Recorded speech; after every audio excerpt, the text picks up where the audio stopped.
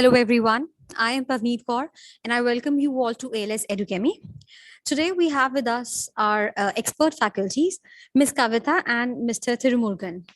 So it's an amazing experience to share this podium with both of them, as both of them have shown excellence in their field. If I talk about Ms. Kavitha, she has done her MSc in biotechnology, after which she pursued her master's in anthropology, and she's been teaching anthropology for more than 8 years now. And Mr. Thirumurugan has done BSc in agriculture, and he has been teaching anthropology for more than 13 years now. Thank you so much, sir. Thank you so much, ma'am, for coming here. So this is going to be an FAQ round where we are going to ask some of the most frequently asked questions that an aspirant chooses or thinks while deciding their optional subject, because optional plays a great role in this UPSC preparation throughout the journey. So, sir, I would like to ask you the very first question. So there are aspirants coming from different backgrounds, be it humanities, be it sciences. But then specifically, I would like to ask you, can non-science students go for anthropology as their optional for UPSC?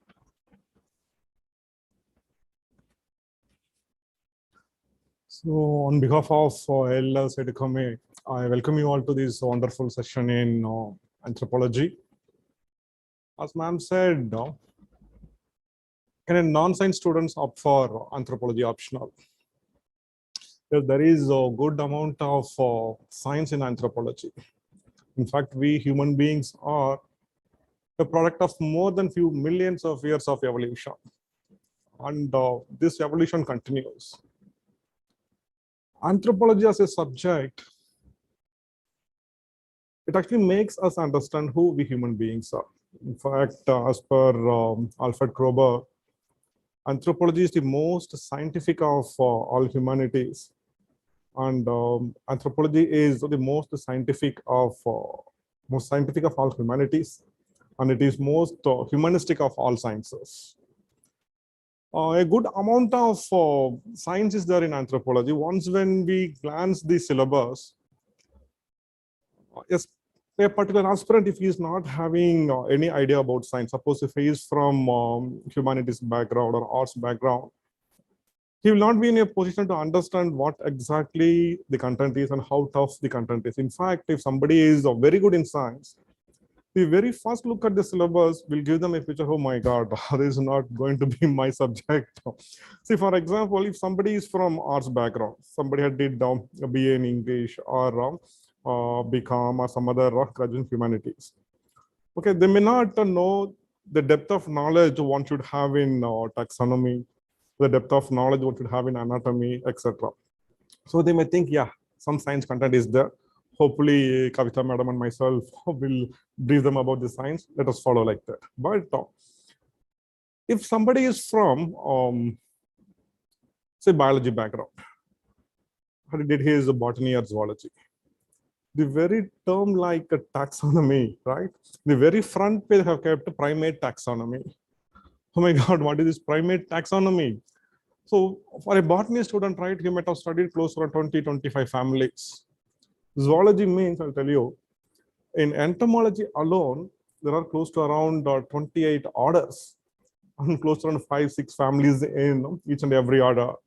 Then this is biological nomenclature, trinomial nomenclature, okay, genus name, species name. Oh my God, again, not taxonomy here. This creates some sort of fear. Oh my God, again, we need to really read taxonomy here. Then, in the very front page of the syllabus, there are a few topics like comparative anatomy of man and apes. Even suppose if he is a doctor by profession. So what is this? How hard we study this human anatomy? Now, is there any need to study ape anatomy also, so that we need to compare the things? So this creates an illusion as if the science content in anthropology is going to be very, very tough. In fact, the examiners who made the syllabus, they designed it in such a way that anthropology, science part in anthropology looks very, very tough. In reality, that is not the case, even when you study human evolution. There is no need that one need to study the entire anatomy of human beings and then the entire anatomy of the fossil primates and the living primates, so that we'll be in a position to compare these. So in reality, right, we study anatomy in evolutionary perspective. So in the course of evolution, so as I told you earlier, we are the product of few millions of years of evolution. In this course of evolution, right, there are a number of anatomical changes. For example, what happened to our lower jaw? It was so large and massive. And with the course of evolution, when we started eating processed food, it became a bit small. So we are not going to study entire anatomy here, entire taxonomy here. Once again, in primate taxonomy, right, we're just going to study the position of human beings in the animal kingdom. That means, see, where we are placed when where we are placed as compared to other living primates like chimpanzee, gorilla, orangutan. What do you mean by hominidae? What do you mean by hominidae? So where exactly we are placed in the animal kingdom and how we are related to the other living primates. So apart from that, there are a few other issues in science. For example, Kavitha ma'am, she will be discussing a major chunk of biotechnology part of anthropology. So she'll be dealing with genetic imprints, gene therapy. So better Kavitha ma'am will also speak something about the science content in anthropology. A very good evening to all of you. I'm Kavitha. So the question is, can non-science students opt for anthropology optional? So this is a very common question. And what you need to keep here in mind is that is absolutely false. That is, it is not that only science students can take up anthropology optional and score very well. The science which we'll be studying here is very basic level. Yes, there is some part of the syllabus which deals with topics like recombinant DNA technology, DNA fingerprinting, gene therapy, and so on. But we do not study those topics like how a person from degree in science or person from a master degree in science would study. So me being from biotechnology background, I have studied all these topics at the molecular level and I can explain it to you in depth at the molecular level. But considering this course, that is anthropology optional, here we are not looking at optional anthropology from scientific. That is, we are not going to discuss each of this in complete detail, but we'll be discussing those just like how a person from high school level need to know. Like say, for example, we take up the structure of DNA. We will not go very much into depth about the structure at the molecular level. However, just like how the high school students study, we will be discussing like that. So here you need to keep one important aspect in mind. That is, any student from any degree, be it science or commerce or arts background, can definitely take up anthropology optional and score a very high score, because the science part which we'll be discussing will be only of high school level and not at very in-depth level like how we study in our degree courses. Okay.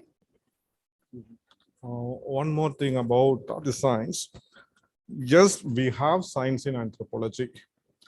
So for somebody, right, of science, we may have allergy over few things like genes, DNA, RNA. If you have a look at that, right, so if you are not so comfortable with these things, right, I'll tell you, please do not opt for the subject. Okay. So there are many other optional subjects where we will not deal with science. If you're having too much of allergy, no, these are something which, right, I cannot think about reading. If you have the type of phobia over this thing, it's better not. But one thing which I can tell you with confidence is, even if you do not have any knowledge in science, well and good. So anthropology as a subject, right, it deals with the study of human beings. The science in anthropology, right, it makes us to understand our own biology, who we are, how we got evolved. And even if you have zero knowledge about science, Kavitha ma'am will start from the study of cell. Just like, right, teaching school kids, you're starting from study of cell. Even if you have no idea about what a cell is, what a bone is, what a muscle is, she'll be starting to think from the elementary level. So that even if you do not have any knowledge in science, well and good, she will make you comfortable in science. And whoever missed to study science, right, will feel so happy. Oh God, these are things which I missed in my life until now. So good, anthropology is giving me such an opportunity to know this again. Okay, fine. Thank you so much for addressing this question. So we have one viewer, Vivek. Vivek, I hope that your doubt has been cleared. Even if you come from, a background in commerce, let's say BCom, or you're doing pursuing BCom, right? You can take this subject as your optional. However, it is more about your interest rather than thinking that it is a science based subject or what. Your interest matters a lot, and you must have that zeal that yes, I can do it, and I am very sure that I'll be able to learn things, because here at our classes, like Kavita ma'am said, and even sir added it, that we start this whole course with an elementary level education, and then we just raise the bar little by little in the classes. So Kavita ma'am, the next question is for you, right? So we try, and if I talk about almost every aspirant, that person would like to take an optional which helps them in their GS also. It means that some portion of the syllabus should be overlapping with the GS. So do you think that this anthropology as an optional has some relevance when we talk about GS? Will it help us cover some portion of GS? In paper to anthropology, we'll be discussing a lot about tribal issues, Indian society, and many more topics which are very, very helpful in our general studies preparation as well. Even in paper one, we'll be discussing many topics which, and overall, when we study anthropology, it is not just that anthropology helps us in preparation for GS, it also really helps us in essay writing as well. And further added to this, it altogether changes your perspective towards many things. As I already, like, I don't remember, but anthropology is a study of ourselves. We are studying about our own evolution, about our own society, how the evolution of human beings began. We study human beings from all perspectives. We are not studying only the physical part, like how the medical graduates study. They study only the human physiology, and the psychologists study only the human mind. So anthropology is not such a study. Anthropology is a holistic study wherein we study human beings from all aspects. That is about their psychology, about the physical part, about their evolution, about human society. So it is like studying the human beings from all 360 degrees angle. So by taking up this optional, we get a better perspective towards various things, and it definitely helps not just in GS preparation, and it overall helps you towards looking at this exam itself altogether from a different perspective, and overall it changes your perspective towards life in the sense, I can say. Okay, so it is definitely helpful for your GS as well as for essay writing also. One more thing I like to add here. When anthropology, when you study this with some sort of passion, it will altogether change the way in which you look at the society, the prejudices which you have over society, over different section of people practicing different culture. And in the GS point of view, I'll tell you, in prelims, every year there will be at least 2 to 3 questions which you can answer from anthropology. Even this year, right, we had one question about human evolution, and yeah, there was one question about Schedule 5 and Schedule 6 in the Constitution of India. So when we discuss the tribal studies, we discuss in length about fifth schedule and the sixth schedule of the Constitution. In polity classes, right, we will not deal this aspect in length as we do in anthropology. I feel that I can't agree more to you on this. You're absolutely right by saying this, because it is a multidisciplinary course, I feel, and then it is multifaceted, and we can apply it not only in our lives but also in different stages of this whole preparation. So sir, my next question is to you, sir. So whenever we join coaching at any institute, what we feel is we develop some kind of fear that what if after the class I have some doubt, will that be addressed or not? In simpler terms, is the interaction of all the candidates who appear in the classes limited to the classroom, or it is beyond the classroom? It's been an interesting question. See, first of all, we have the luxury of discussing any topic up to any length. So we'll be providing you handouts in the classroom, so there will be no dictation of classes here. Right? As a result, we have the luxury of speaking or discussing things to any length. Okay, and we'll be forming one WhatsApp group, and we will continue to remain in touch, not just in that particular batch actually. So in fact, right, in the last 4 to 5 years, right, students from ALS, they keep texting me, they keep asking me doubt before the examination. And every year what we'll be doing is prior to the main examination, so we'll be making some predictions. So something very important, right? Because what actually influences the mind of the examiner who sets your paper, the number of current events which happens at the time, right? That will have a greater bearing on the question paper.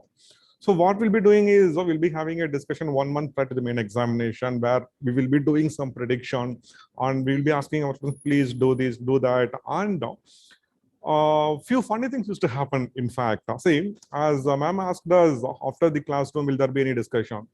There were times when not just the students brought their parents, and in one case, even one person's grandmother came here. Sir, what is this, sir? I'm reading philosophy since a long time, but what we are discussing in anthropology is something so different and interesting. And even they started discussing with us. It is not like we are not just confining oneself. We are not confining ourselves only to the classroom, and the discussion right will continue until you give your not just to give your main examination, until you step into labasna.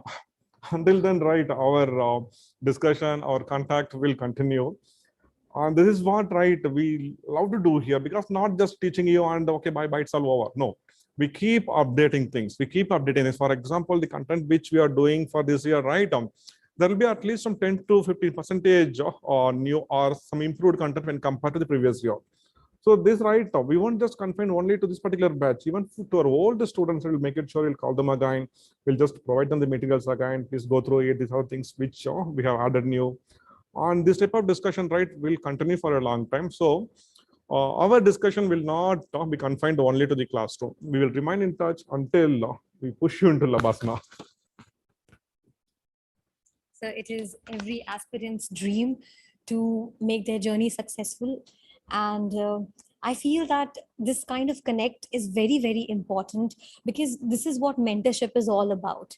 Ma'am, before moving to the next question, we have a viewer. I'm sorry, it's a very peculiar name. And then that person is asking about the book list. We are definitely going to deal with it. Please. If you are kind, Yeah. okay, I'd like to interfere here. She's saying about your peculiar name. I'll tell you. Anthropology is such an interesting subject, and most of the people from Northeast, right, it's because of the tribal issues happening in and around there, and people from the Central Indian tribal belt like this Orissa, Chhattisgarh, these people, right, they are too much glued into the subject. So when compared to other subjects in anthropology, we get more number of people from Northeast and the Central Indian belt. Yeah, please. Still not. Okay, sir. Thank you so much. Ma'am, this question is to you. So, when we talk about the book list, coming to the number is more important, and then we can further discuss what all are the books. But why I ask you about the number is because many of the students actually look for a subject where they have to read lesser number of books. So, ma'am, do you think that there is a huge book list, or is it limited to some extent? See, so before I answer this book list, I need to tell you how many of you all are even aware that there was a subject called as anthropology even before you started your UPSC preparation? Not many of them, right? So anthropology is not a very popular subject all over the country, except few universities, right? So there are very, very few universities in our country which offer some curriculum in anthropology. So considering this, there are very less number of students who study anthropology, and there is very less, and I can say, in fact, almost no research that is going on in anthropology. So if you consider anthropology, it is like there are very less number of books, and we can give you the exact number of books, like in physical anthropology, few books, sociocultural anthropology, for Indian society, for tribal studies, for culture theories. We have a list of books which are the most standard books, and we will also be providing very good material over the years. We have referred several books and several materials, and we have made the best materials so far, and that itself is very, very sufficient for you to score a very high score in your examination. So what we can tell you is, first attend the classes, follow our notes, and once you are thorough with that, then go ahead with the list of the books which we have mentioned. So if you further need any doubts clarified from that also, you can get back to us always.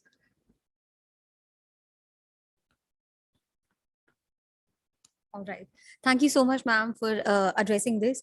And I feel that it is quite an interesting subject because you deal with so many things. Like I said earlier, it is a multidisciplinary course, and then we get to learn so much from it. And I feel that, we should just give it a thought. And there are so many other subjects also which students are not aware of because they usually go with the trend, okay, XYZ subject is famous, and then, we should just follow the cue and learn that subject only. And later on, they find themselves that this is not what I wanted to do. I don't even have interest in that. And that is when they start struggling with their subjects. So I feel that please make sure that you are actually sticking to a subject which will actually give you energy to prepare for it because it's a long journey. That is why. So my next question is to you. So every year there are some questions in UPSC where no one proper answer is there. I mean to say that there are some of the controversial topics which are there. So do you think that we have to deal with it very carefully when it comes to such kind of questions or topics? Good. There are a good number of topics like this. I cannot say it is controversial, but there are a few sensitive topics which we need to sensitive topics like we discuss about myth, we discuss about religion.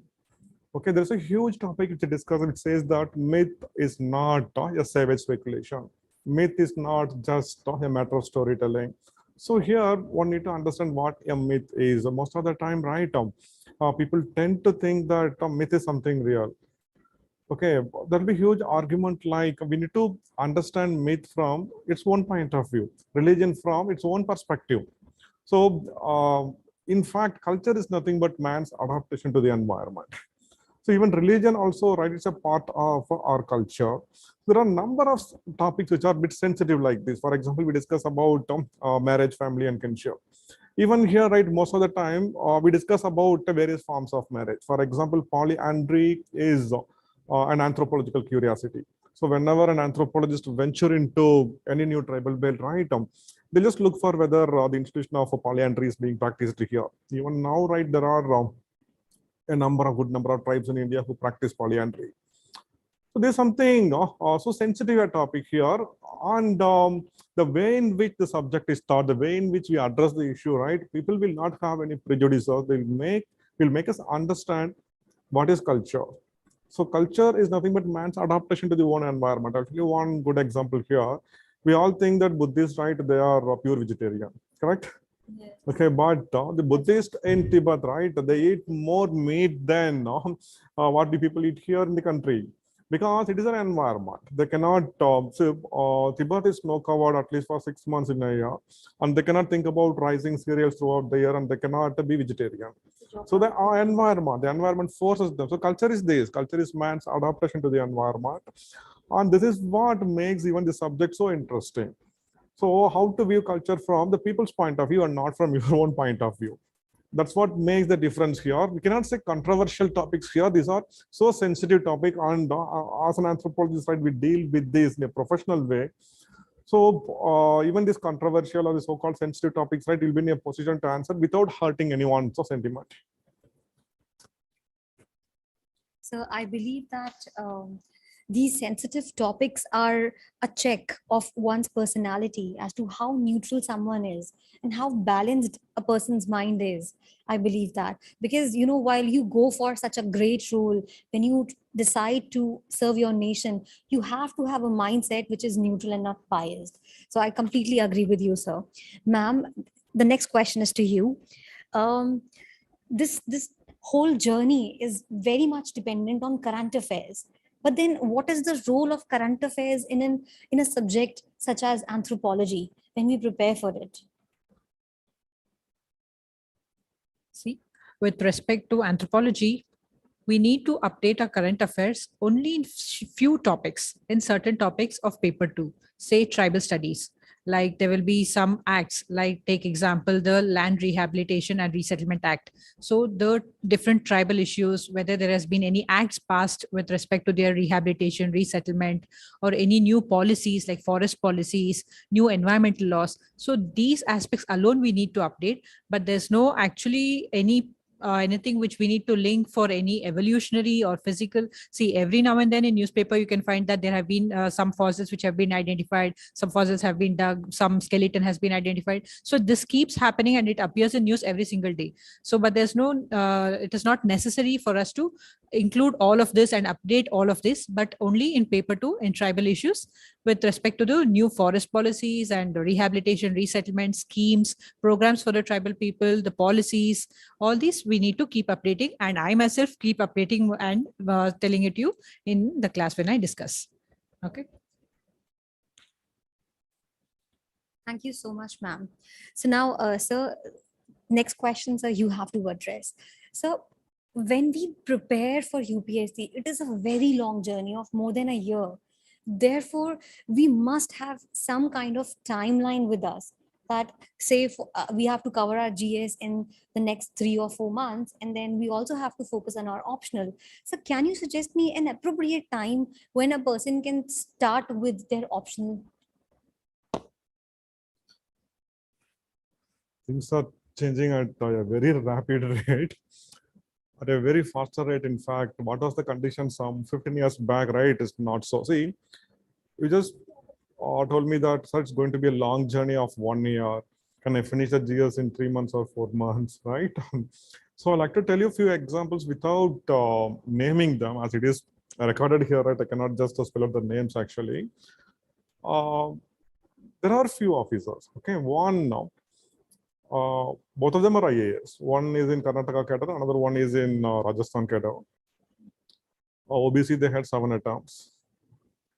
In the first 6 attempts, right, they couldn't even manage to clear the prelims. Think about the passions they have.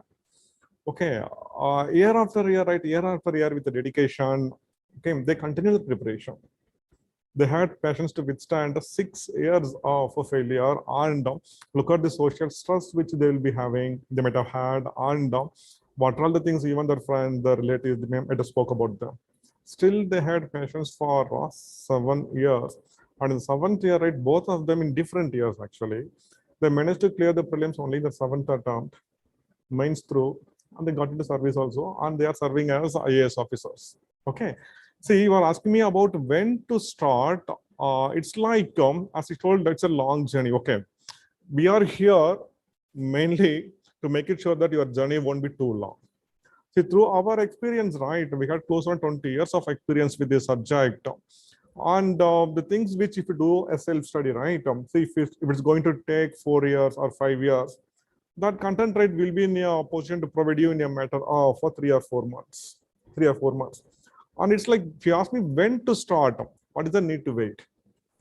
If you're just thinking about the preparation, right, start it immediately. Just make a plan. And whenever we make a plan, right, make it sure that you make a bundle. Few people have this habit actually. What they will do, they just want to finish the polity first. Then they will take geography. Then they'll take an optional subject. They'll say, no, I will finish this anthropology. I'll finish this optional subject at a stretch. No, no, no. That is a very wrong method actually. When you plan your preparation, right, make it sure that you make a small plan, a plan for 5 days, 10 days. And while making a plan for 5 days, right, make it sure that you make a bundle where you'll be having some topics in GS at the same time. Yes, you'll also add some topics from anthropology. So if you are preparing if you are ready for the preparation, right, there is no need to wait. There's no wait for any time. Start it immediately, and we are here to guide you. Thank you so much, sir, for addressing this question. Ma'am, the next question is to you. So once we have started our preparation without waiting, right, and then, we have done our, say, first reading and then second reading, and we're revising it. The next big pillar in the preparation is the test series. So what do you have to say about the test series? Because many of the aspirants don't actually go for a paid test series. So in that sense, I mean to say that they try and sit at home and then they try and attempt the questions. So does mentorship make a difference, or what is the relevance of test series, ma'am? I would want you to throw some light on all these questions. Definitely. So unfortunately, our school education is such that they do not enable us to think on our own and do something on our own. It's just very mechanical. They just give us questions and they make the answers. The teachers themselves make questions, they make the answers, and they expect us to memorize that and rewrite it in the examination. Unfortunately, this is how it happens in most of the school. And the same continues even up to our college and degree level. And finally, we are out of degree. So now when we are taking UPSC examination, many students have this question, ma'am, how do we write answers? How do we structure our answers? Many students really panic. They're like, what can we do? I don't know how to write an answer. And I just tell them, okay, first start writing an answer. I'll help you further. Even they do not have the confidence. They say, ma'am, at least give us one sample answer. We want to see how to write it. So here in this examination, no matter how many years of efforts you have put into and how much knowledge you have about the subject, the examiner who's going to correct your paper doesn't know all that. What you write is a reflection of what you know, right? So how he or she knows what you know is through your answer script. So that is very, very essential. And that is the place where you can show that how you know how much you know the subject. So no matter how much knowledge you have and how good you are at the subject, how you're going to structure the answer and how you're going to impress your examiner is going to play a very important role. And that is where your luck is going to change, right? So in this aspect, definitely I would say it is very, very important to take test series and write as many answers as possible, because as you know, even in cricket, Sachin Tendulkar on the day one, without any practice, he cannot go and hit a six, right? He would have taken several hours and several months and years of practice before he hits that six. It's the same case. See, once you clear prelims and you've got the opportunity to write the main examination, and then finally when you arrive there, if you're not confident enough to write answers, and it's going to take another year of your life, right?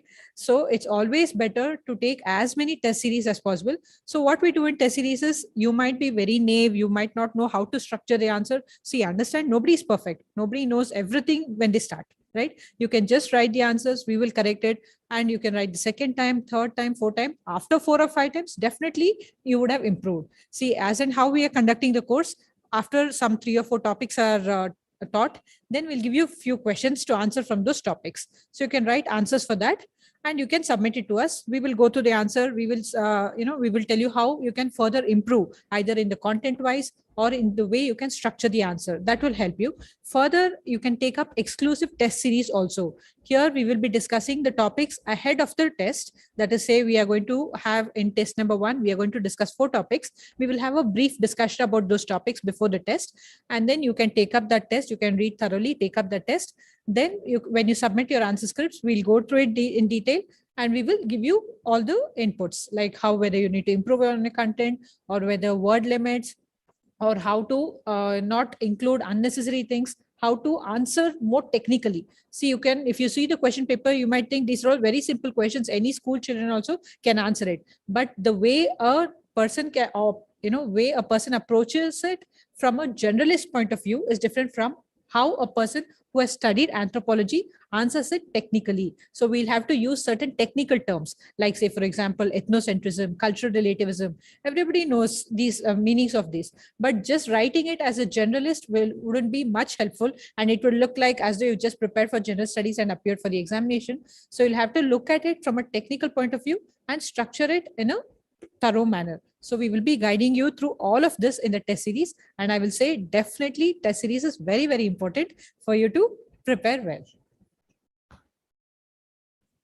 Ma'am, I believe that despite reading a number of books which are there, I feel that guidance is very important and you have rightly highlighted it. So, taking cue from ma'am, I really feel that our school curriculum is based on rote learning more than actually what we learn, because the implication of those subjects we could never learn. Then, when I started this journey of UPSC, I realized that there are so many things that we don't even know despite being in school for so many years. So if we talk about anthropology, is it about rote learning and memorization of facts alone, or it is more of an applied subject where we get to learn so much about not only ourselves but then how the society operates?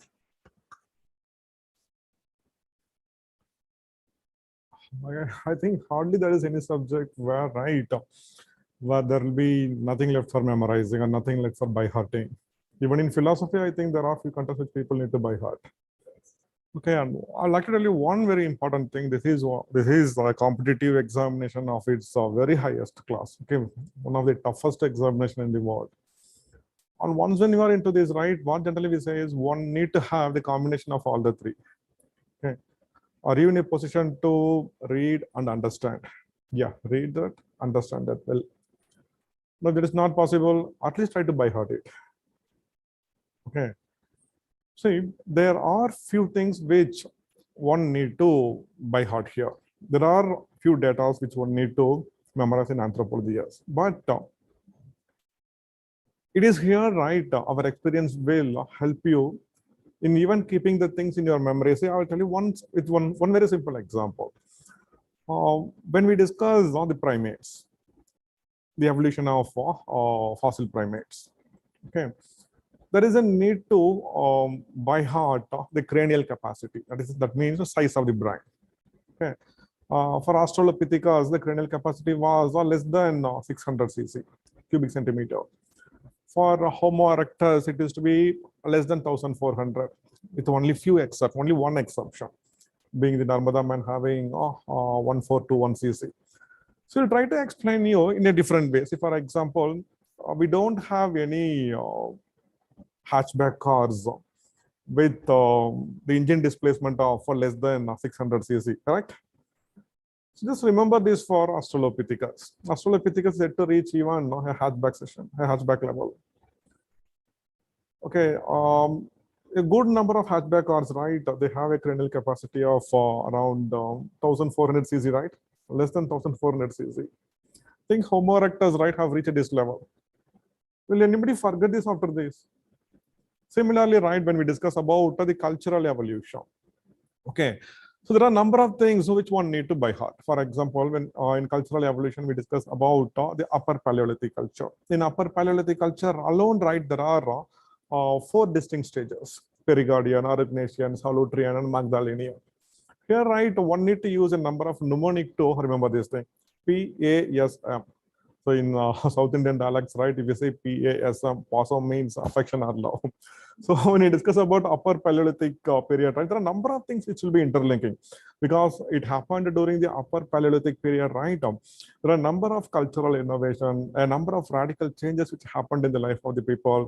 It was during this time, right, when men showed a lot of affection or love towards women, and that was very much evident in the form of ornaments which they made for the woman. Okay, that the female figurines which they encarved in the walls and the stone slabs, etc.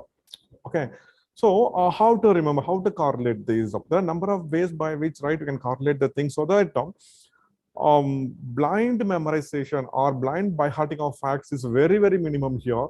Even this cultural evolution, there is one particular thing, right, which people think that we need to by heart many things, we need to by heart number of tools. So even this tool culture, how it evolved over time. When you have a proper understanding that how socio-economic transformation along with the cultural transformation, how it happened along with environmental changes, or how environmental changes pushed these cultural changes, right? We'll be in a position to understand even the facts, and there'll be very less memorization of facts here. This is where, right, our experience will help you.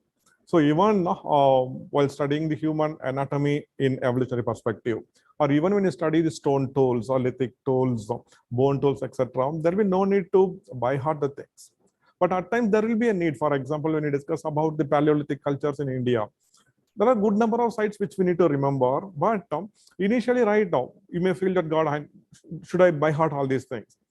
But there are a number of techniques which we'll be using in our classroom. For example, there are some sites, for example, in Metropolitan culture, there is one site called as Gudiyam Caves, Kotralaya River Valley. Thing is that we keep repeating it at least some 10 times so that these words, right, will stick in your head.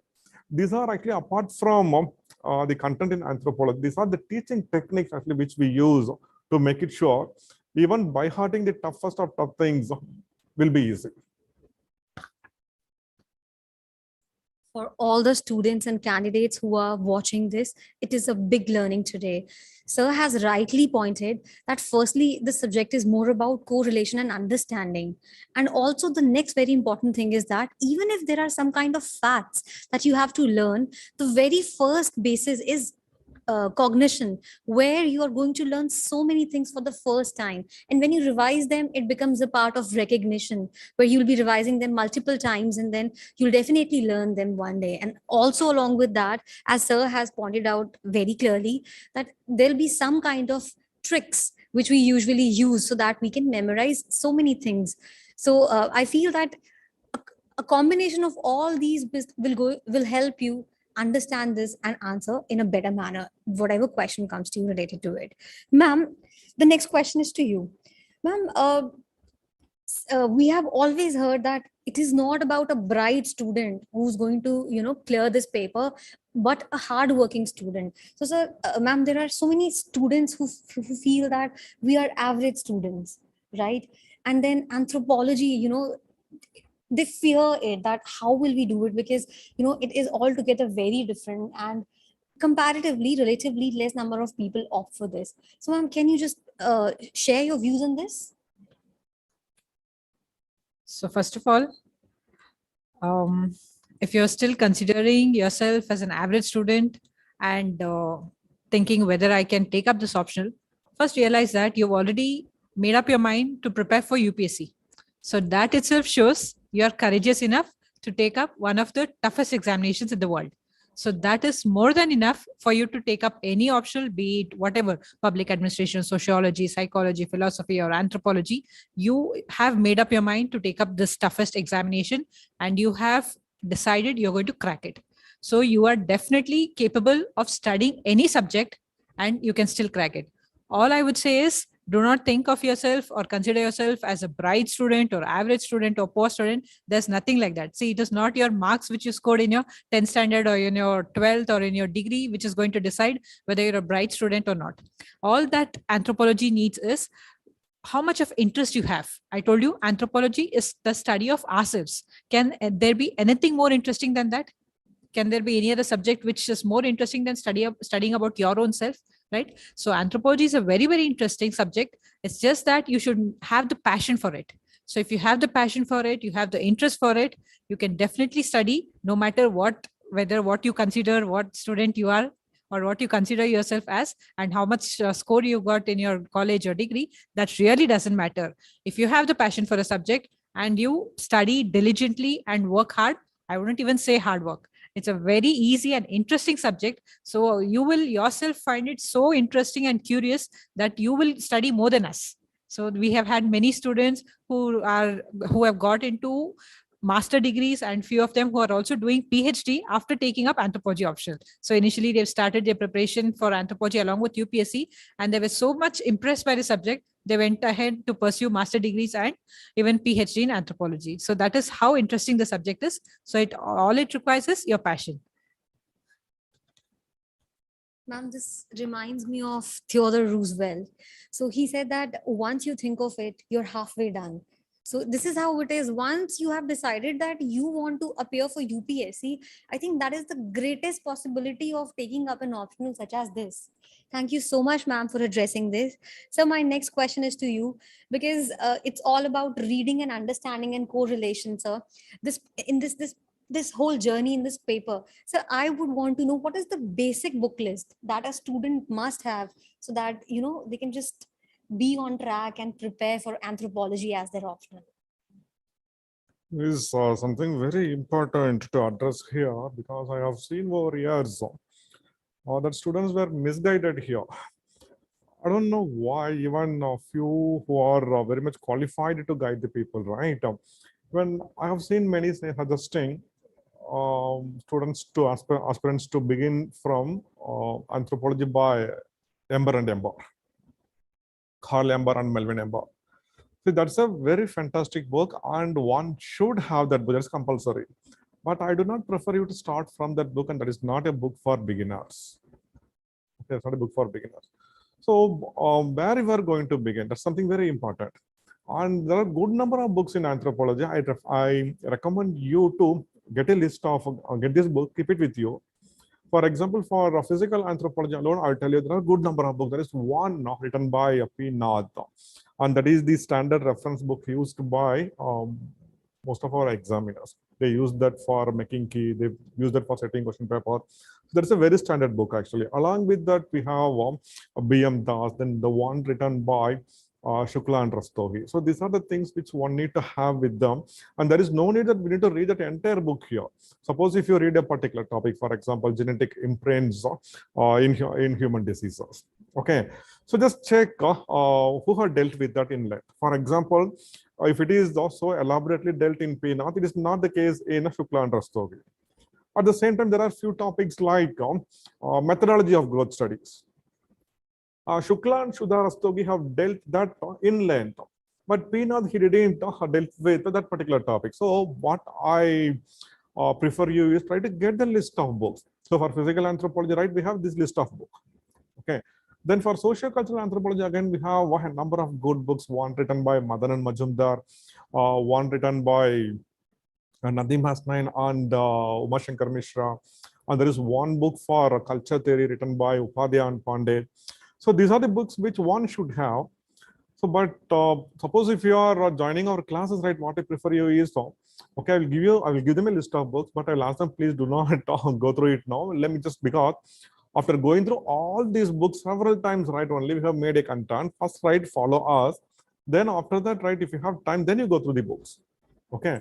But one very important thing is a book which I told you earlier, that Anthropology by Ember and Ember. That is something very important and very crucial, because so once when you are done with the subject, then you can just go through that.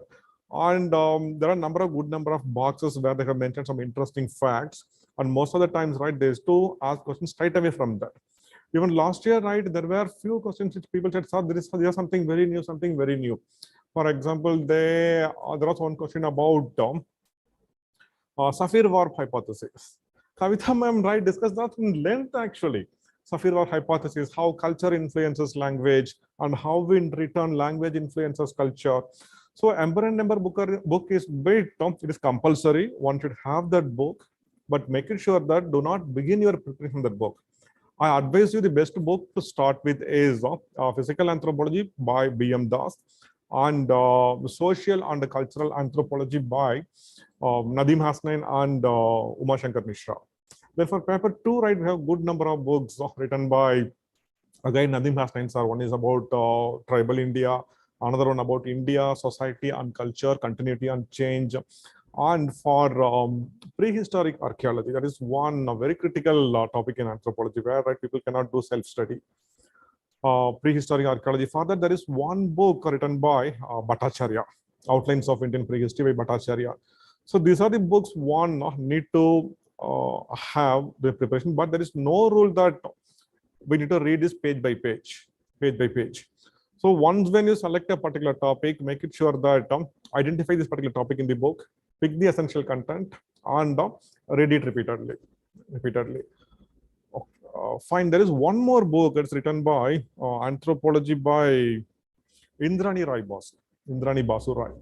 And that is one book which is very concise, very precise, and it includes almost all the content in paper 1. So that is also a good book which one can follow. Okay, fine. Thank you so much, sir. I feel that we have to, whatever books that we read, we have to do selective reading for it. And you, like sir said that, we don't have to do it page by page, which is correct, because many a times when we start reading a book, what we do is we complete the whole chapter, but we don't understand the crux of it. And we actually don't differentiate as to what is important and what is not, as per the demand of the paper. So ma'am, this is the last question for this session. And I would want you to shed some light on answer writing, how students can prepare for answer writing for Anthropology Optional. How to write an answer in anthropology. So this practice of answer writing is not limited only to anthropology. It applies even for your general studies also, right? So how do you write an answer? First, you will be giving the introduction part, wherein you give a brief introduction depending on what the question demands. Then you'll have the center, that is the body of the answer. And then finally, depending on the question, whether it is they're asking you to analyze or critically analyze, or they're just asking you to describe. So in some questions, they will ask you to describe, wherein you will not be required to give any of your own opinion or anything like that. Whereas in some, if they ask critically evaluate or analyze, then you'll have to give a final concluding statement, putting in your own opinion or views. However, make it sure that you're not too extreme in your views. That is either totally biased or unbiased.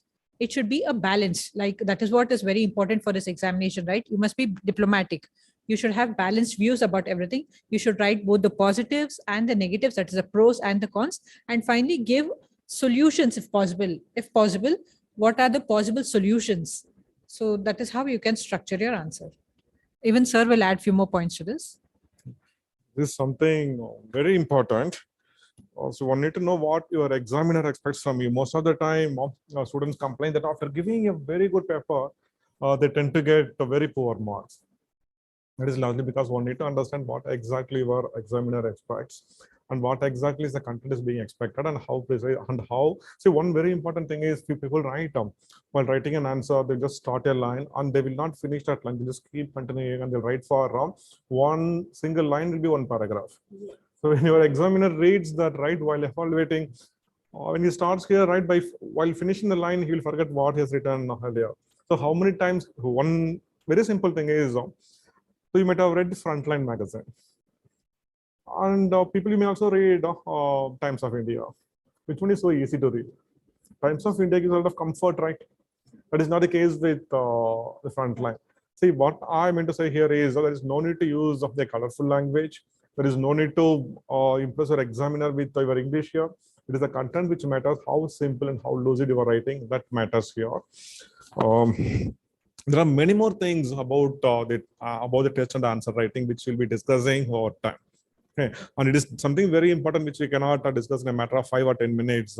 It needs days together when you discuss about that, because anthropology requires altogether a different type of answer. What exactly that is in our future session, right? I will explain you, and even I'll make you one separate video about answer writing in anthropology, and which will be posting it in our YouTube channel. Thank you so much, both of you, for addressing all the questions. And I feel that these are some of the questions that every aspirant asks before choosing an optional. Whatever we have learned today, I personally believe that the biggest learning today is that you are a warrior, you are a brave-hearted person if you have decided to go for this journey. And thank you so much for highlighting all the relevant points. Thank you so much. Thank you. Thank you.